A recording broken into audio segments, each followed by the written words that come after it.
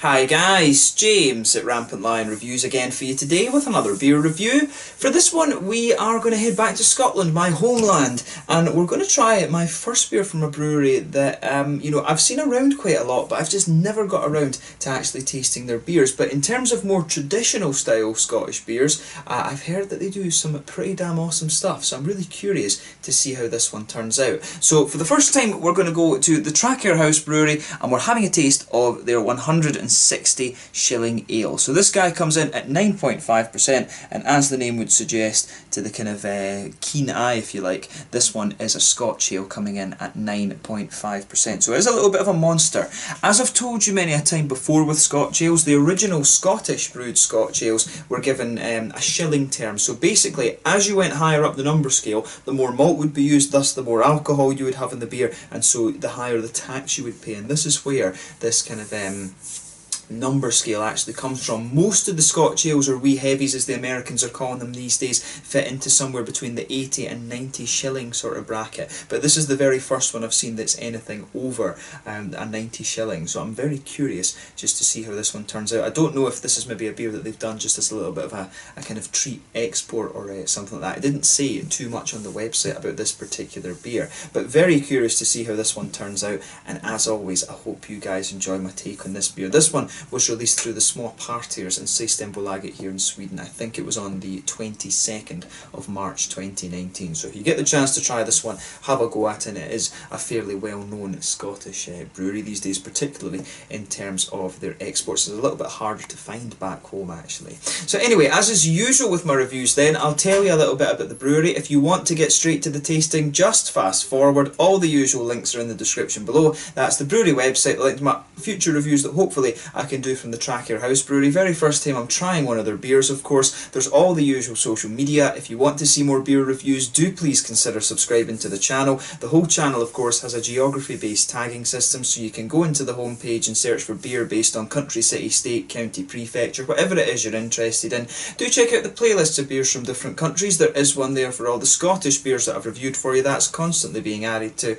And as always, please do get in touch and let me know some of the other beers and breweries that you guys would like to see me review. It's always great to hear from you guys that are watching the videos, and the support that you show the channel is hugely appreciated. So anyway, to tell you a little bit about Traquair House and the Traquair House Brewery then. So Traquair House can be found near Peebles, which is to the south of Edinburgh. It's about 7 miles or so outside the little village. But this house is claimed to be the oldest continually inhabited house in Scotland, and it's built on a site that was used for hunting by the Scottish kings dating back from the 12th century. Apparently the first noted king to have used this was Alexander I, and I want to say that he was kind of, his reign was somewhere around 1100 actually, if I'm remembering correctly. But due to the proximity that this has to the border, it became very kind of strategic in the defence of the Tweed Valley against English invasion, and the house often changed hands between the Scottish and the English thrones quite a number of times over the kind of coming centuries, if you like. But King James III conferred the estate on Dr. William Rogers for a small sum, and then this was passed on in turn in 1478 to the Earl of Buchan, who later gifted the estate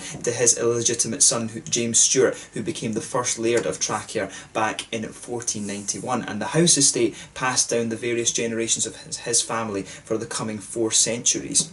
In 1875, though, Traquair passed to a cousin of the Stuarts, which was Henry Constable Maxwell, who was a direct descendant of the Stuarts through the female line, and since then it's passed down the generations of his family.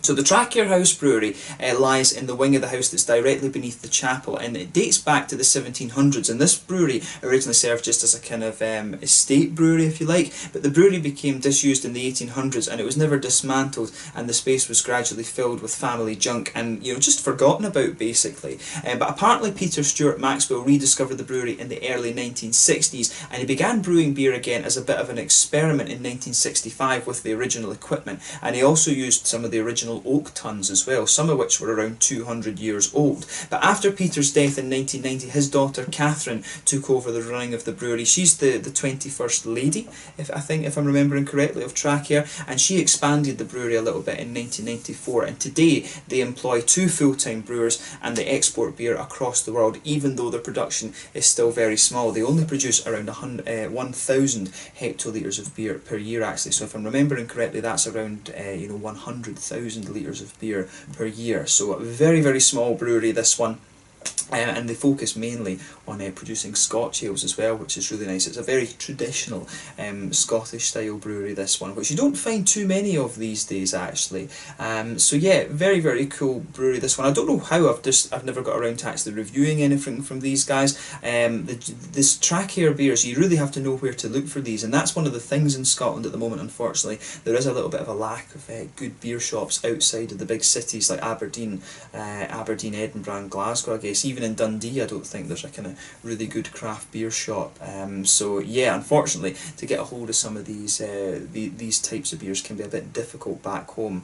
Unlike in Denmark, of course, or here in Sweden, where you can just order stuff through Systembolaget. But yeah, really interesting little company, this one, and hopefully I can go down to Traquair the next time I'm home and just have a little look at it and see what it's like, because you can go and actually stay there on the estate and things. There's a hotel and stuff like this too, and restaurant and things like that.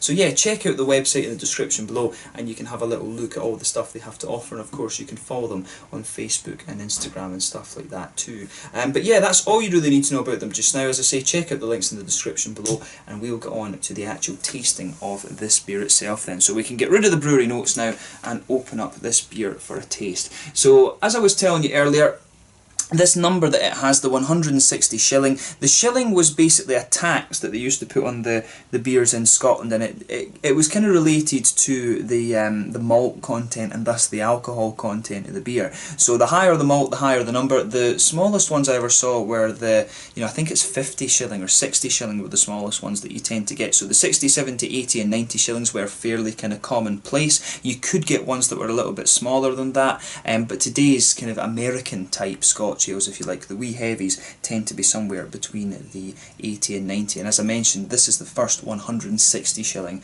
that I've ever come across there. There you can see there's one of the old shilling coins on the top of the label here. This was before decimalisation happened in the UK, of course, and you can see it is just a plain bottle cap on this one. It says on the back here, Traquair's 300-year-old brewery lies in the wing of Scotland's oldest inhabited house. Brought back into production in 1965, we continue to ferment our ales in oak tuns, giving our ales their unique flavour. The shilling system was unique to Scotland. Brewers named their ales related to the amount of duty paid. The stronger ales paid more duty, but this is the first 160 shilling ale known to be produced. So like I say, this one is pretty damn unique, and we got this through the small parties here in Sweden, as I mentioned, on the 22nd of March, I want to say, 2019. So without further ado, let's get this guy out and we will get on with the tasting. It does say on the bottle here that you could age this beer until the 28th of October 2028, but I'm just very curious to see how this one turns out, so I'm going to open it up now and see how we get on. This one, in terms of price, wasn't actually too bad. I think I paid about 40 or 50 Swedish crowns for this, so when you consider it's a big 9.8% monster, it should be, you know, the price-wise it is actually pretty good. One of the good things about having the state monopoly on alcohol over here, it does keep the prices of your craft beer down a little bit.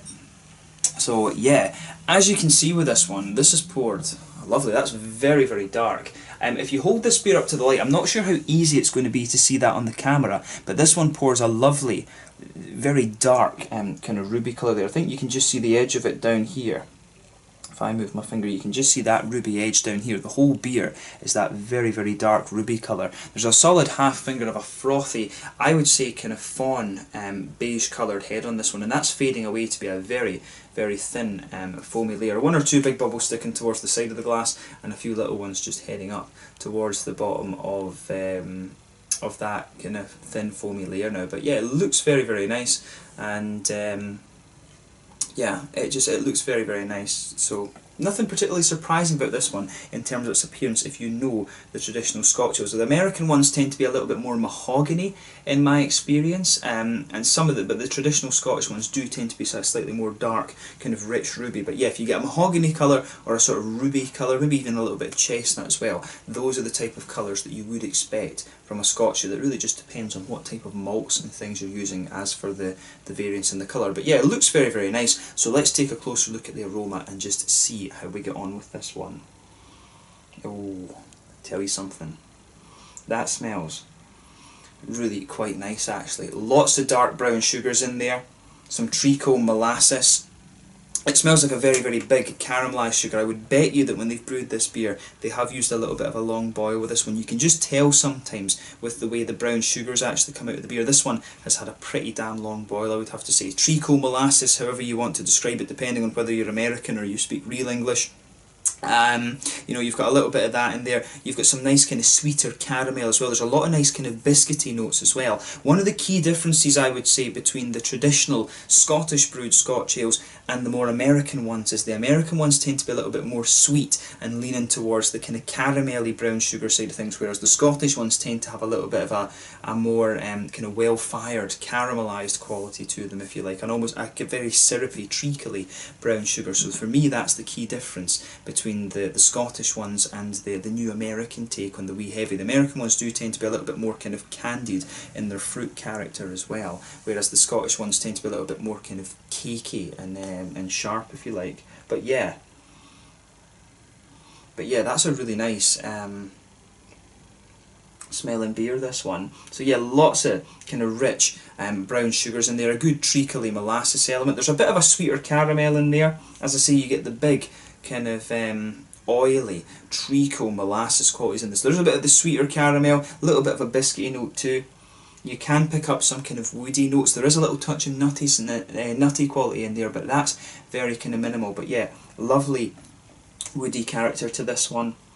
And the fruits are nice too. It almost has a little bit of a kind of cakey quality, like an alcoholic fruit cake or something like that. There's a little bit of a plummy note to it, some raisiny sharpness as well, but you've also got a nice kind of figgy note to it also. On the hoppy side of things, I mean, you've got a little touch of earthiness in there. Maybe there's a little touch of grassy quality, but the hops do take a back seat in this one, as is the case normally for a Scotch ale. The hops just add a little bit of a kind of grassy, earthy sort of smoothness to the beer. But you know, overall, it does look pretty nice, I have to say, and the aroma smells pretty good. I think this is going to be an absolute monster of a beer. But at 9.5%, this is the strongest Scotch ale that you're going to find brewed in Scotland. So without further ado, let's just have a taste of this one and see how we go on. This one is the 160 Shilling Ale from Traquair House Brewery at the Traquair estate just outside of Peebles to the south of Edinburgh in Scotland. Let's get stuck into this beer. Slàinte, skål.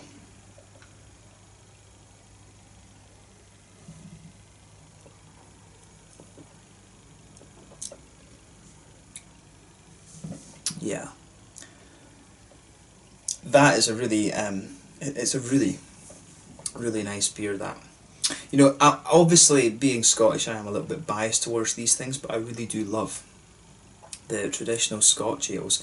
This one has a really dark, kind of well-fired element to it. The way the brown sugars are coming out in this is really quite interesting. This one, it is one that I think that's been brewed with a more kind of traditional type recipe to it, if that makes sense. It's been brewed, I mean, the Americans, when they get a hold of this style, they change some of the malts around and use slightly sweeter malts and things. This is one that's been brewed with Scottish malt, and you can just tell because of how sort of dark and kind of robust the flavour is, if that makes sense.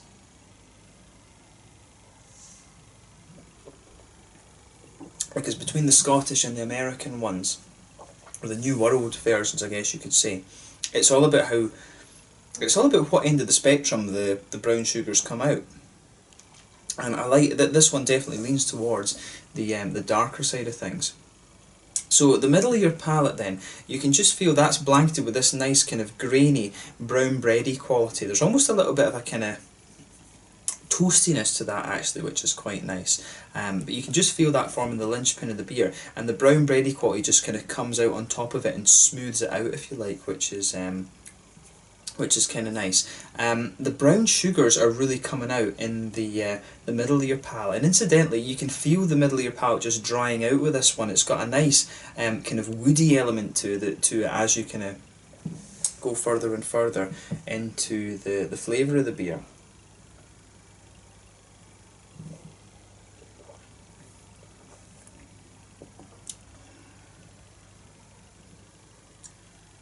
Yeah, no, I like how this one, I really like how this goes together.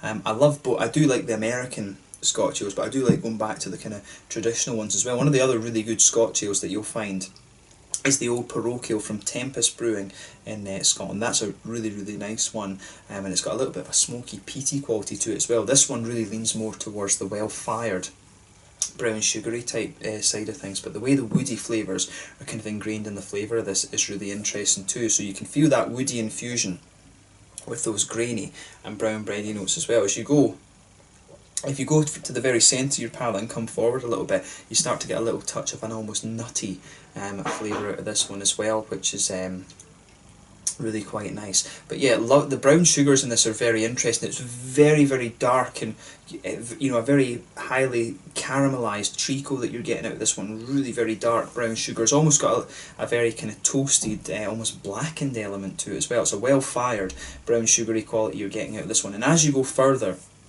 into the flavour, you maybe do just get a little touch of a sweeter caramel element to the beer as well. But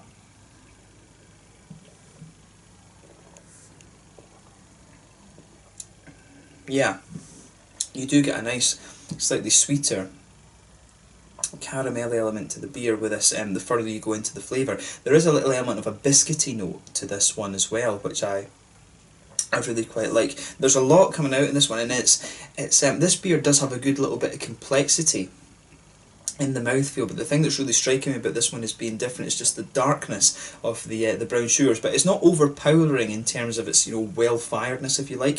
It's just a very, very nice syrupy element to the beer. This beer, it almost tastes as if it has a little bit of black malt added to it, but that's just the way the brown sugars are kind of covering up the alcohol in this one. It does have a really, really dark brown sugary element to it that is quite unique actually in my experience. So it's interesting to see a traditional brewed Scotch ale that has this high in alcohol content, because it's I think, you know, the other really traditional Scotch ale that you would get, it would be either the 80 Shilling from Williams Brothers, or it would be the Old Jock Ale from Broughton Brewery. Those are the two other Scotch ales that kind of spring to mind actually, and this is very different actually from that. This one is so dark that it's kind of unreal, so just be aware of that if you try this beer. This one, it is in the mould of a traditional Scottish Scotch ale, if that makes sense, which is what you would expect from this brewery, but it really is just quite dark in its flavour. I'm saying this in a very sort of roundabout way rather than being direct with it, because you really need a bit of time to just think about this beer and see what it's all about. But I love the way the malt base goes together on this one. On the hoppy side of things then, back corners of the palate, you've got a nice little touch of earthiness in there.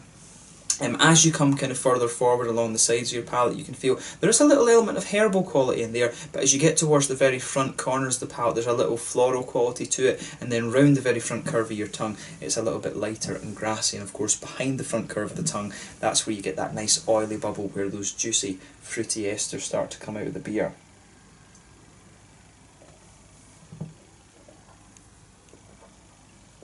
I'm curious actually about what hops they might have used in this. I think there'll be a mixture of English hops in this one, and maybe, just maybe, a little hint of American hops or something like that. But yeah, behind the front curve of the palate, that's where you get that nice oily bubble where those juicy, fruity esters start to come out of the beer. And for me, this one, it has a little bit of that kind of oily but still juicy, plummy quality in there. You've got a little bit of a sharper raisiny note, and you've got some of the more juicy figgy qualities. There is an element of a kind of blackcurranty, blackberry element coming out of this beer as well. And it does, the further forward on the palate, you're also getting an element of these kind of cakey, boozy flavours that I was talking about as well. It's not quite like a rum cake or something like that. It's not sweet enough to be a rum cake. It's almost more like a kind of, it's got the same sort of vibe to it, if that makes sense, but more along the lines of a kind of dark Scotch cake, Scotch ale cake, not Scotch ale cake, like whiskey cake, something like that. There is definitely an element of cakiness to this beer, and the way that the woody flavours start to push their way out again in the aftertaste of this beer is also very, very nice. But I really like how this beer comes across. I certainly wouldn't hesitate to drink this one again, but this is most definitely a treat beer, if you like. This isn't one that you're going to session by any stretch of the imagination, but I do love these Scotch ales, so if you get the chance to try this one, I highly recommend that you do. This is the strongest traditional Scotch Ale, I guess, that you're going to come across, and it's the strongest Scotch Ale that you're going to come across in Scotland as well, if memory serves me correctly. I think even the Old Parochial isn't quite at this percentage level. I think the Old Parochial is around 9%, something like that. But yeah, lovely beer. This one, it gets a massive thumbs up from me, and I do need to try some of the other beers from the Traquair House Brewery as well. This one's been quite the experience as my first beer from them, so do keep an eye out for that on the channel in the coming weeks and months, if you like. But yeah, in terms of the mouthfeel then, I would say full-bodied beer, carbonation's very smooth, the mouthfeel really leans towards the oily side of things. This one has a really interesting malt base. You've got a little bit of well-fired quality in there. It smooths out just to become a little bit kind of sweeter and things like that. And it does have a little element of a kind of darker quality to the brown sugar as well. Some nice, smooth hoppiness to this beer. It does have a little bit of hoppy bitterness, which would smooth out if you aged this beer. As I mentioned earlier, you could age this beer.